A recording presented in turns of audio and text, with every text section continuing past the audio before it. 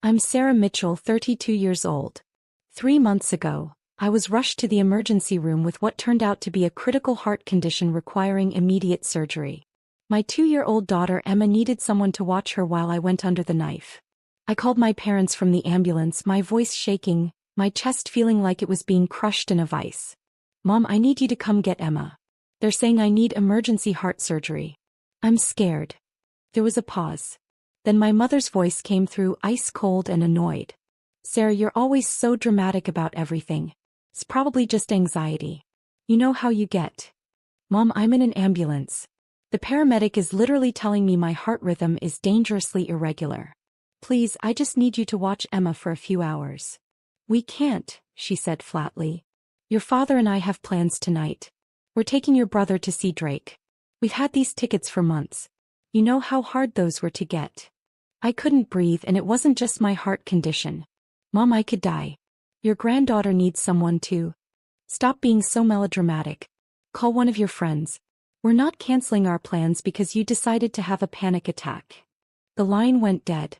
I sat there in the back of that ambulance, monitors beeping around me, a paramedic asking if I was okay, and I realized something that should have been obvious years ago. I was completely alone. The two people who were supposed to love me unconditionally had just chosen a concert over their daughter's life. From my gurney in the emergency room with nurses rushing around me and doctors shouting medical terms I didn't understand, I made 2 calls. The first was to Elite Care Services, a professional childcare agency I'd researched months ago but never thought I'd need. Within 20 minutes, a NICU-trained nanny named Patricia arrived at the ER to take Emma home. The second call was to my bank. I transferred $3,800 from my account into a separate savings account. That was the amount I'd been depositing into my parents' account every single month for the last 8 years. They thought it was coming from my brother's investment income. They had no idea it was me. Before I tell you what happened when my parents found out, I need you to understand how I got here. If you're enjoying this story, I'd really appreciate if you could hit that like button. But only if you're genuinely finding value in it. Now let me take you back to where this all started. Growing up, I was always the other one. My brother Marcus was 3 years older, and from the moment he could walk he was destined for greatness, at least according to my parents. He was the football star, the homecoming king, the kid who could do no wrong. I was the quiet one who liked books and spent too much time drawing in notebooks. When Marcus got a B in chemistry, Dad hired him a private tutor and told him he believed in him. When I brought home straight A's, Mom glanced at my report card and said, "Well, that's what we expect." The pattern continued into adulthood. Marcus dropped out of college after 2 years to pursue entrepreneurship, which really meant jumping from one failed business idea to another. My parents funded every venture. They bought him a condo when he was 23. They co-signed for a BMW he couldn't afford. When his ventures inevitably collapsed, they covered his debts without question. Meanwhile, I put myself through nursing school working 3 jobs. I graduated with honors, landed a position at County General Hospital, and bought a small house in a modest neighborhood. My parents came to my graduation but left early because Marcus had a big investor meeting that turned out to be drinks with friends. When I got pregnant with Emma at 29, after my husband died in a construction accident, my parents' response was typically underwhelming. "Well, that's going to make things harder for you," Mom said. No offer to help. No excitement about their first grandchild. Just disappointment that I'd complicated my life. What they didn't know, what they'd never known, was that I'd been supporting them financially for nearly a decade. It started when I was 24. I'd just gotten my first real nursing job with a decent salary. My parents called me one night, which was unusual. They only called when they needed something. "Sarah, we need to talk to you about something serious," Dad said. "We're behind on rent. 3 months behind. We might get evicted." I was shocked. "How did this happen? You both work. Your mother's hours got cut. My back has been acting up, so I've been missing shifts. We just need a little help to get caught up." "How much do you need?" "About $4,000 to get current and cover next month." I had $6,000 in my savings account. Money I'd been carefully setting aside. But they were my parents. They needed help. "I can help you," I said. "Thank you, sweetheart. We'll pay you back as soon as we're on our feet." They never paid me back. But a month later they called again. Then the next month. And the next. Became a pattern. They needed $800 here, $1,200 there. Always temporary. Always until they got back on their feet. After 6 months of irregular payments, I did something they never knew about. I called their landlord directly and set up an automatic payment system.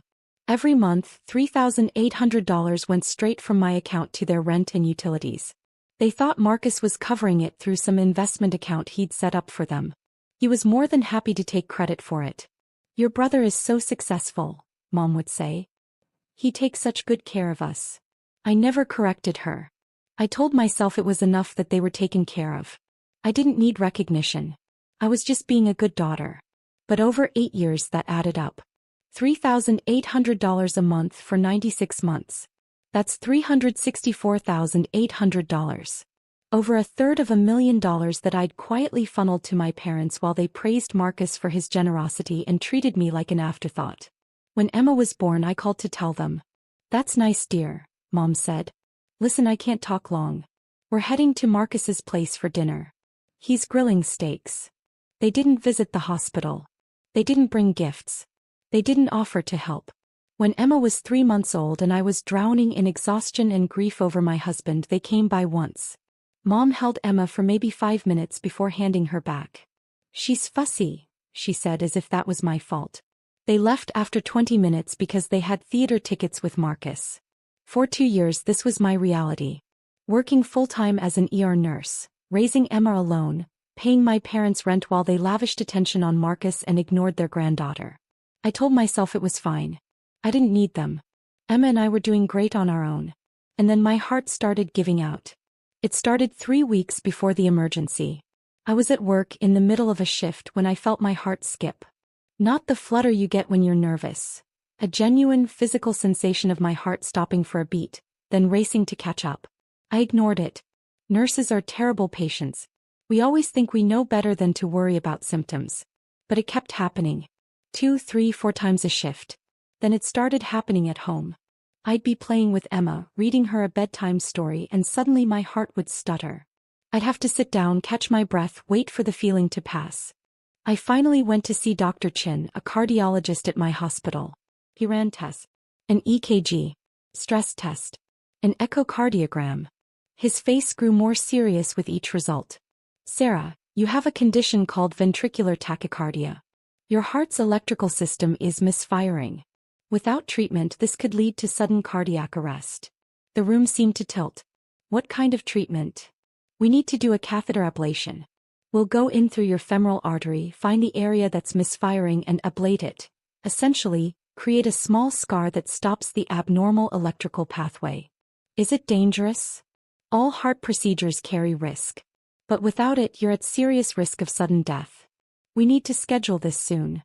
I scheduled it for 3 weeks out. I needed time to arrange childcare, to prepare. I didn't tell my parents because I didn't want to hear my mother tell me I was overreacting. I planned to ask my friend Jennifer from work to watch Emma during the procedure. But then 2 days before my scheduled surgery, everything accelerated. I was giving Emma dinner, mac and cheese, her favorite, when my heart didn't just skip. It seized. I felt a crushing pain in my chest, radiating down my left arm. The room spun. I couldn't breathe. Emma looked at me with her big brown eyes. "Mama, okay?" I managed to dial 911 before I collapsed. The last thing I remember before the paramedics arrived was Emma's little hand patting my face, saying, "Mama, wake up." In the ambulance, they told me I'd gone into sustained VTach. My heart rate was over 200 beats per minute. They'd had to cardiovert me, shock my heart back into rhythm. I needed emergency surgery. Tonight. That's when I called my parents. And that's when they told me they had Drake tickets. Patricia, the nanny from Elite Care, was a godsend. She was in her 50s with 20 years of NICU experience and the calm competence of someone who'd seen everything. She arrived at the ER in under 30 minutes, assessed the situation immediately, and scooped Emma into her arms. "Mama has to go help some doctors," she told Emma in a soothing voice. "You and I are going to go have a fun sleepover at your house. We'll read stories and have snacks, and when you wake up, Mama will call you. Does that sound good?" Emma, who usually had stranger danger, nodded and reached for Patricia's hand. Something about this woman radiated safety. "Thank you," I whispered, tears streaming down my face. Honey, you focus on getting better. Your little girl will be fine. I've got her. They wheeled me into surgery at 9:47 p.m. The last thing I thought before the anesthesia took me under was, my parents are at a concert right now. They're singing along to Drake while their daughter is having open heart surgery. The procedure took 4 hours. Dr. Chen later told me it was more complicated than expected. They'd found multiple abnormal pathways and had to do extensive ablation. There was a moment around hour 3 when my heart stopped entirely and they had to restart it. I could have died. When I woke up in the cardiac ICU, the first thing I did was ask about Emma. The nurse, Diane, I knew her from smiled and showed me her phone. Patricia had sent updates every hour. Pictures of Emma sleeping peacefully, thumbs up emojis, reassuring messages. You've got a good team taking care of your little girl, Diane said. Yeah, I said softly. I do. My parents weren't there. I hadn't expected them to be. But still, some small part of me had hoped that maybe, just maybe, they'd realize the seriousness of the situation and show up. They didn't. I stayed in the ICU for 2 days, then moved to a regular cardiac floor for 3 more. Patricia stayed with Emma the entire time, refusing to leave until I was home and stable. I tried to pay her double her rate. She refused. Some things matter more than money, she said. That little girl needed someone who could be fully present. I'm glad I could be that person. During those 5 days in the hospital, my phone remained silent. No calls from my parents.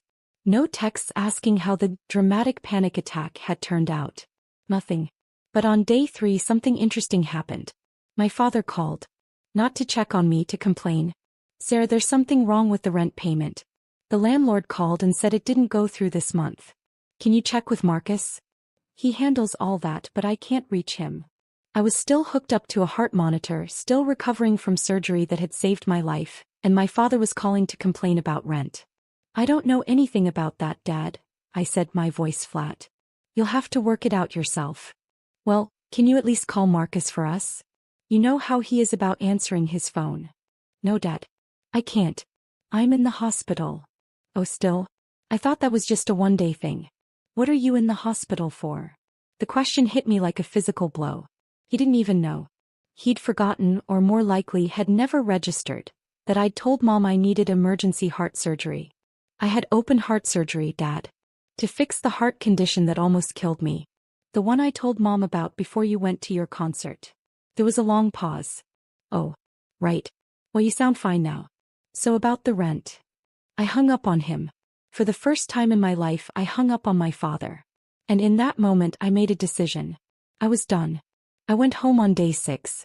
Patricia helped me get settled, made sure Emma and I had everything we needed, and only left when I literally pushed her out the door with a check for a week's worth of care. You call me if you need anything, she said. And I mean anything. I gave you my personal cell number for a reason.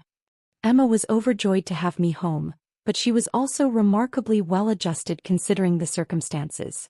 Patricia had been that good. We spent the first day just cuddling on the couch watching Disney movies, eating ice cream for lunch.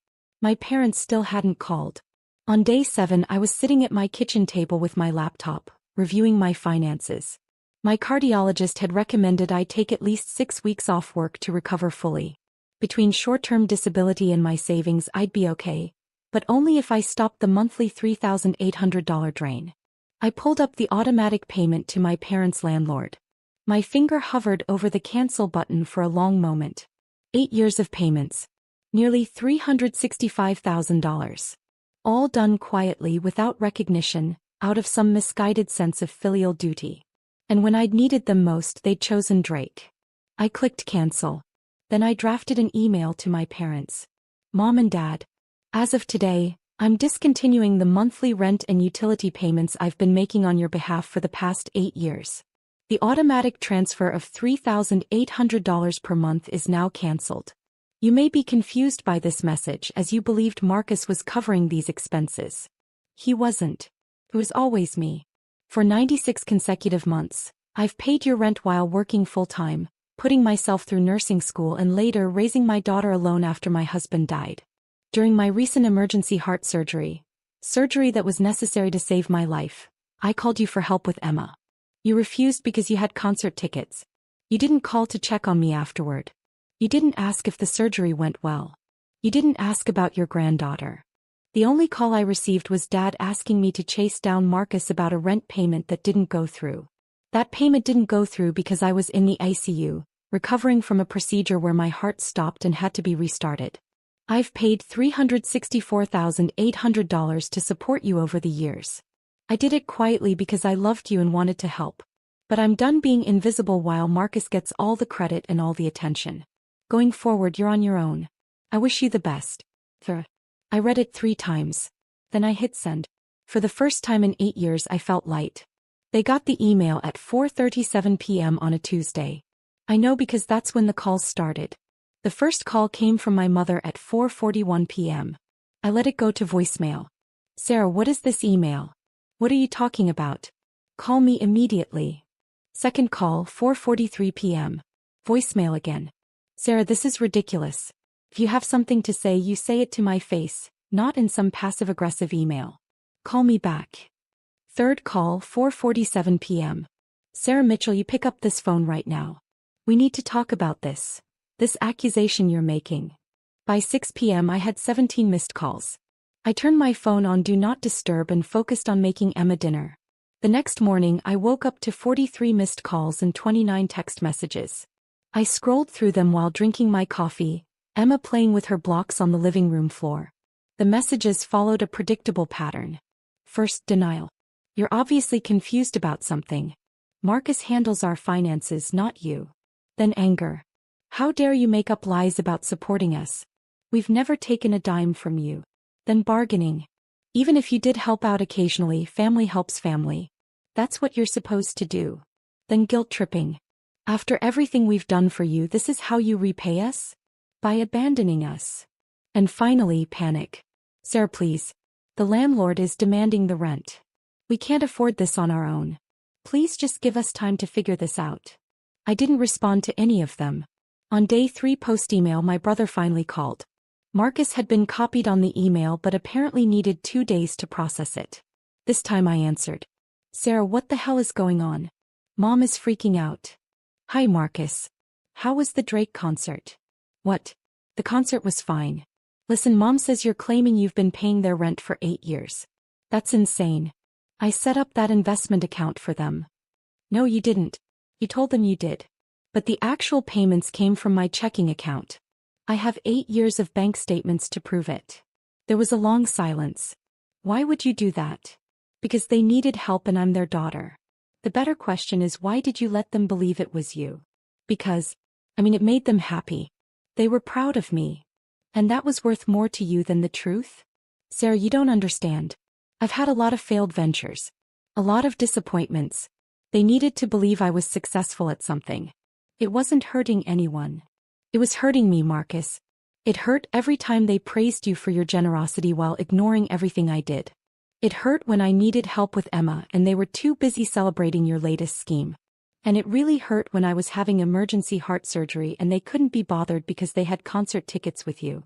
I didn't know about the surgery. Because none of you ever asked how I was. When's the last time you called me just to talk? When's the last time any of you asked about Emma? You don't know anything about my life because you've never cared to know. That's not fair. Fair? You want to talk about fair? I've given our parents $364,800 while you've given them empty promises and taken credit for my money. I don't think you get to lecture me about fair. I hung up before he could respond. The calls intensified. By day 5, I was getting 60 to 70 calls a day from various numbers. My parents, Marcus, my Aunt Linda, my Uncle Frank. Everyone in the family weighed in. The messages ranged from accusatory to pleading to outright hostile. My favorite was from my Aunt Linda. Your mother is devastated. How can you be so cruel to the people who raised you? I replied, the people who raised me taught me to be independent and self-sufficient. I'm just following their advice. She didn't respond. 2 weeks after I sent the email, I had a follow-up appointment with Dr. Chen. Emma came with me. I was still not cleared to drive, so Patricia drove us to the hospital. We were in the waiting room when my parents walked in. I saw my mother first. She looked older, somehow more tired. My father was behind her, his face set in that stern expression he wore when he was about to deliver a lecture. They spotted me immediately. Sarah, we need to talk, Mom said, marching over. You can't just ignore us forever. Emma shrank against my side. She didn't recognize them. They'd seen her so rarely that they were essentially strangers to her. Not here, I said quietly. I have an appointment. We've been trying to reach you for 2 weeks. 2 weeks, Sarah. Do you know what you've put us through? I know exactly what I've put you through. The same thing you put me through when I was in emergency surgery and you chose Drake over your daughter. We didn't know it was serious. I told you I was in an ambulance. I told you I needed heart surgery. What part of that didn't sound serious? My father finally spoke. You've always exaggerated things, Sarah. Every little ache and pain is a crisis with you. We thought you were being dramatic. I almost died, I said, my voice shaking. My heart stopped during surgery. They had to restart it. I could have left Emma orphaned. And you didn't even call to check on me afterward. We were going to, Mom said weakly. We got busy. Too busy for 2 weeks. You found time to call me 70 times yesterday about rent money, but you couldn't find time to ask if your daughter survived surgery. A nurse appeared in the doorway. Sarah Mitchell? Dr. Chin is ready for you. I stood, taking Emma's hand. I have to go. We're not finished talking about this, Dad said. Yes, we are. We're finished talking about everything. I started to walk away, but Mom grabbed my arm. Sarah, please. We're going to lose our apartment. We can't afford it without your help. Just give us a few more months to figure things out. You had 8 years to figure things out. I'm done subsidizing your life while you treat me like I don't exist. But where will we go? What will we do? I don't know, Mom. Maybe Marcus can help. He's the successful one, right? The one who takes such good care of you. I pulled my arm free and followed the nurse down the hallway. Behind me, I could hear my mother's voice rising, calling my name. I didn't look back. Dr. Chen's examination room was quiet and calm. He checked my incisions, reviewed my test results, and smiled. You're healing beautifully. Your heart rhythm is perfect. Whatever you're doing, keep doing it. I cut toxic people out of my life, I said.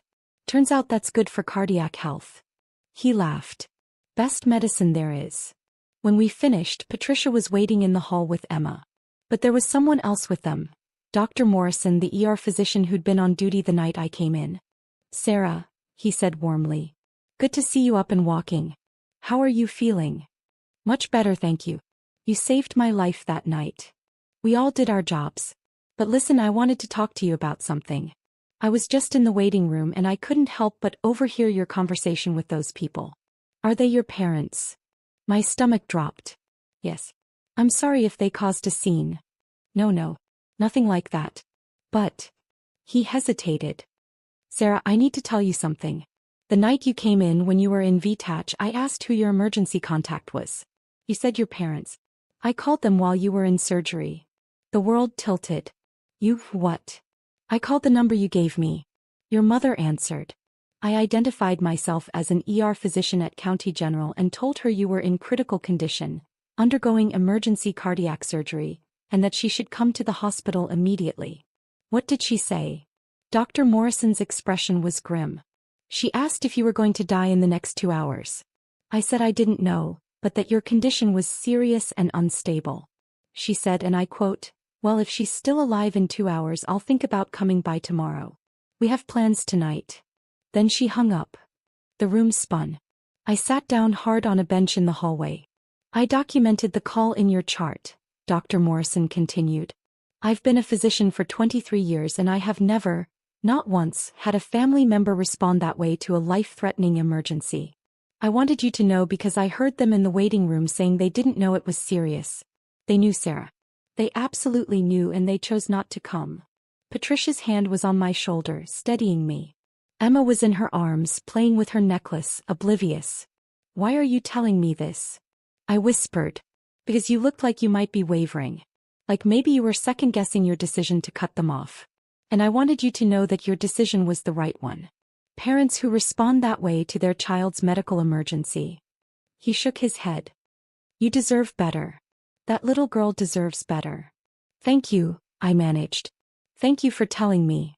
He nodded and walked away. I sat there for a long moment processing. They'd known. The whole time they'd known how serious it was, and they'd gone to the concert anyway. And now they were out in that waiting room rewriting history, pretending they'd been victims of my poor communication. Patricia sat down beside me. "You okay, honey?" "Yeah," I said slowly. "Yeah, I think I actually am." We stood to leave, heading toward the exit. As we passed the waiting room, my parents were still there, talking to the receptionist, probably trying to find out when my next appointment was. My father saw me and started to stand. I met his eyes and shook my head once. He froze. Then Dr. Morrison stepped into the waiting room. I couldn't hear what he said, but I saw my father's face go pale. Absolutely white. His hands started to shake. My mother's eyes went wide. Dr. Morrison was reading from a chart. My chart, I realized. He was telling them exactly what he'd told me. About the phone call. About my mother's response. About the documentation. I didn't stay to see the rest. Patricia, Emma, and I walked out the main entrance into the bright afternoon sun. "Where to now?" Patricia asked. I looked down at Emma, who was smiling up at me, reaching for my hand. "Home," I said. "We're going home." The calls continued for 6 weeks, but with diminishing frequency. At first it was 80-90 times a day from various numbers. Then 50. Then 20. Eventually they trailed off to nothing. I heard through my Aunt Linda that my parents had to move out of their apartment. They're living with Marcus now in his one-bedroom condo. Apparently the arrangement is not going well. Marcus's investment income doesn't actually exist, so he can't help them. They're applying for senior housing and government assistance. I feel nothing about this. Not satisfaction, not guilt, nothing. They made their choices. I'm back at work now, part-time while I finish recovering. The hospital was incredibly supportive, and my colleagues have become my real family. They threw Emma a third birthday party last month. 40 people showed up, all of them bringing gifts and love for a little girl they barely knew because they care about me. Patricia still babysits Emma twice a week. She's become like a grandmother to her. The grandmother Emma should have had but didn't. She reads to her, bakes cookies with her, and tells her stories about when she was a nurse. Emma adores her. Last week I got a letter from my mother. Not an email, an actual handwritten letter. I almost threw it away without reading it, but curiosity got the better of me. "Dear Sarah, I've spent 3 months thinking about what to say to you. Your father says we should forget about you and move on. Marcus says you'll come around eventually. But I know better. I know what we did. I know we chose wrong. That night when the doctor called, I told myself you'd be fine. You're always fine. You're strong and capable, and you don't really need us. That's what I told myself. But the truth is I was angry.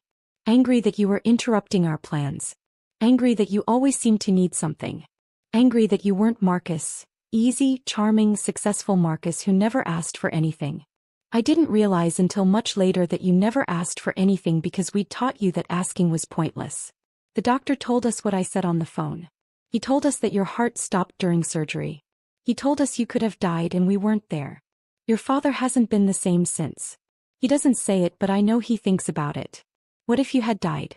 What if Emma had grown up without a mother because we wanted to see a concert? I can't undo it. I can't go back and make different choices. All I can do is tell you that I'm sorry and that I know sorry isn't enough. I don't expect you to forgive me. I don't expect you to let us back into your life. I just wanted you to know that I see it now. I see what we did to you and I'm ashamed. Love, Mom. I read it twice. Then I folded it carefully and put it in a drawer.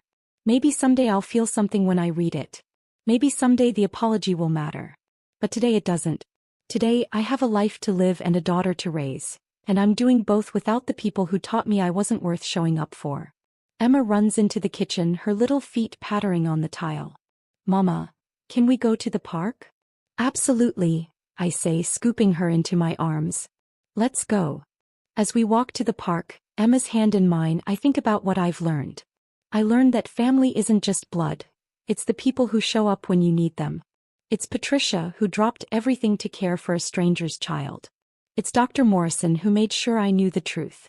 It's my coworkers who've become my support system. I learned that being a good person doesn't mean being a doormat.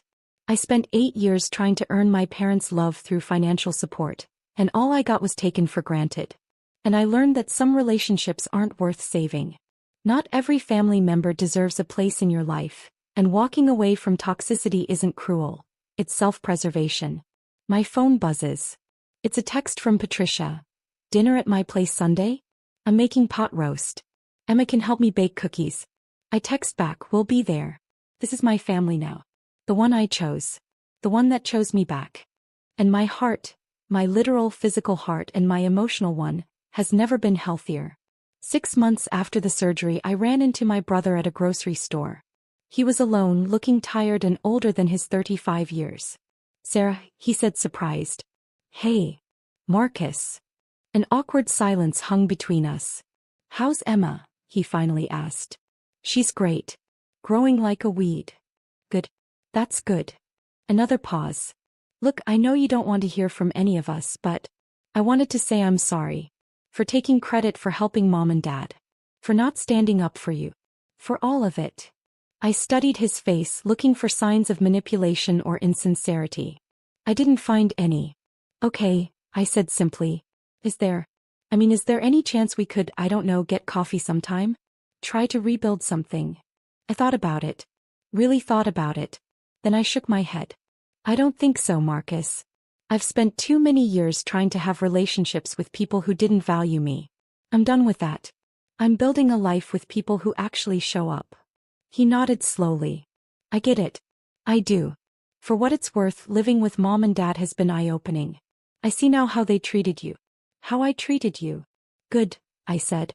I hope that helps you be better for the next person. Sarah. I have to go. Emma's waiting in the car with a friend. I walked past him without looking back. Some people deserve second chances. Some don't. And I'm finally okay with knowing the difference. As I drove home that day, Emma singing along to the radio in her car seat, I realized something profound. I wasn't angry anymore. I wasn't hurt. I was just free. Free from the obligation to people who never obligated themselves to me. Free from the hope that things would change. Free from the weight of constantly trying to prove I was worth loving. I already know I'm worth loving. Emma knows it. Patricia knows it. My chosen family knows it. And that's enough. That's more than enough. If you've made it this far, thank you for reading my story. I share it not for sympathy but because I know I'm not alone. There are others out there who've given and given to family members who only take. Who've been the invisible child, the disappointment, the one who's never quite enough. To those people I want you to know. You deserve better. You deserve people who show up. You deserve to be valued. And sometimes the strongest thing you can do is walk away. Drop a comment and let me know where you're watching from and if you've ever had to make a similar decision. You're not alone.